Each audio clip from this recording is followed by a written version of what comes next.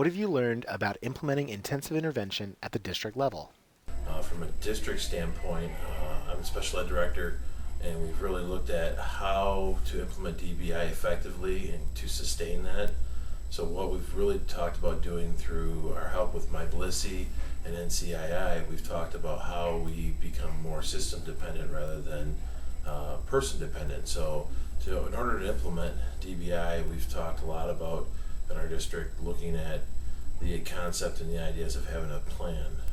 We've carried out a 3-year plan where we've committed people and resources to make sure that the implementation of DBI is carried out. The plan looks like it's a 3-year plan that we've created.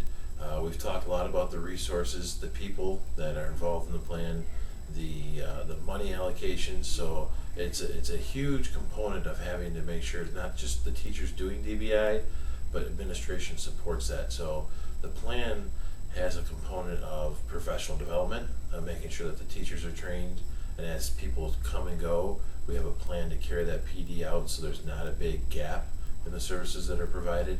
We also look into the plan of setting down the non-negotiables. So with our teaching staff, we look at here are the things that we're going to be doing, here are the things that we're not going to be doing anymore, just to make sure we get the biggest bang for our buck. We also talk a lot about fidelity and the fidelity of our implementation, which is an area that we're trying to focus on this next year and within our 3-year plan to make sure that it's carried out. We're having a hard time looking at, as we go from tier to tier, are we doing that with fidelity from across the district? So we're trying to match up this 3-year plan so we can take our 5 elementary buildings and so that they're similar in aspect, and as they carry out DBI. We're only working on the 2 buildings right now with DBI, but the hope and goal is to carry that into the rest of our elementary buildings. What advice would you give for implementing DBI from a district perspective? Implementing DBI from a district standpoint, the buy-in is the critical part.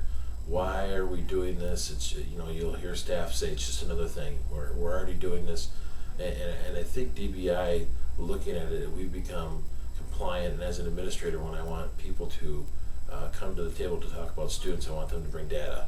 So the data that you need to bring in order to make these decisions is critical. But making sure when you implement that you have all your stakeholders involved. Administration needs to be on board. Your teachers need to be on board. Your parents need to be communicated to. So those are 3, I think, huge components of DBI that you have to make sure that if one of those gaps or one of those 3 are missing, it's very hard to implement it with fidelity. So we've focused very hard on making sure that within Swartz Creek, that administration team's on board. We've got our teachers on board, and now it's our 3rd step is making sure that as a student moves through the intervention tiers, parents are communicated.